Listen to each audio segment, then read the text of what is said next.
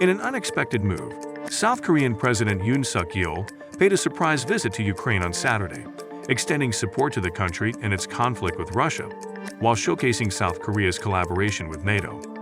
Accompanied by his wife, Kim Ki-hee, President Yoon traveled to Ukraine following his participation in a NATO summit in Lithuania and a visit to Poland.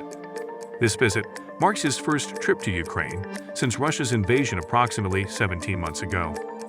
During his visit, President Yoon toured the cities of Bucha and Irpin, located near Kiev, where the remains of civilians were discovered in the streets in mass graves after Russian forces withdrew from the capital region last year.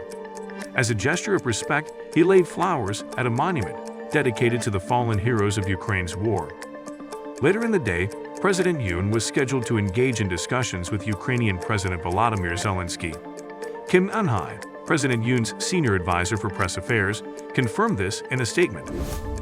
In a remarkable feat, 24-year-old Czech Republic tennis player Marketa Vondrousova achieved an extraordinary milestone at Wimbledon by becoming the lowest-ranked and first unseeded woman to secure victory in the tournament. Facing off against Ons Jabeur, the 2022 Wimbledon runner-up, Vondrousova displayed her prowess on the court, defeating her opponent with a score of 6-4. 6-4 in the final held on Saturday. Ranked at 42nd in the world, Vondrousova's triumph is even more impressive considering she is the first unseeded woman to reach the final at the prestigious All England club in 6 decades. Throughout the match, Vondrousova faced deficits in both sets, but demonstrated her resilience by mounting comebacks. She managed to win the last 4 games of the first set and the final 3 games of the second, ultimately securing her victory. This remarkable achievement marks Vondrousova's first Grand Slam title. Notably, she previously reached the final of the French Open in 2019 as a teenager, but narrowly missed out on claiming the championship. According to a Republican member of the House Oversight Committee, the committee is set to conduct a hearing on the topic of unidentified flying objects, UFOs, as reported by NBC News on Friday. Representative Tim Burchett from Tennessee stated that while an official date for the hearing has not been publicly announced yet, he anticipates it will occur towards the end of the month. This announcement comes following the introduction of an amendment to the National Defense Authorization Act by Senate Majority Leader Chuck Schumer, DNY, and Senator Mike Rounds, RSD. The proposed amendment aims to establish a review board responsible for declassifying records related to UFOs. It is important to note that while UFOs are often associated with extraterrestrial beings in popular culture, an initial report released by the Pentagon in 2021 found no evidence linking these unidentified objects to alien life. The Defense Department has received a significant number of new reports concerning UFOs, totaling at least 366 since March 2021. The 2022 report from the Office of the Director of National Intelligence revealed that approximately half of these reports were identified as balloons or drones.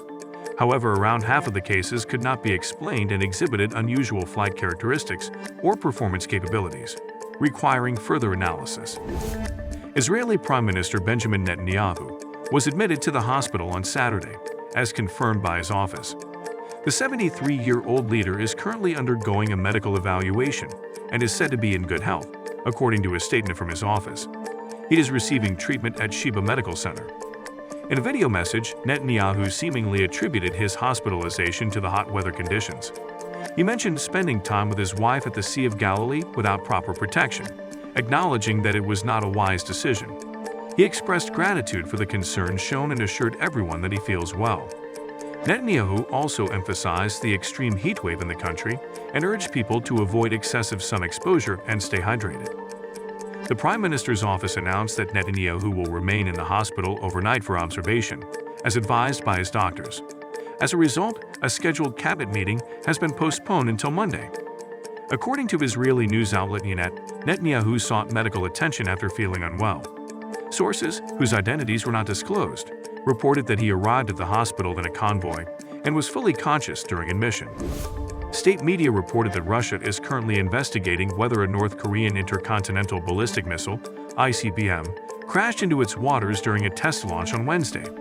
Deputy Foreign Minister Andriy Rudenko was quoted by RIA and TSS news agencies, stating that Russia's defense ministry is conducting an investigation. However, there is currently no clear information indicating that the missile fell within Russia's economic zone.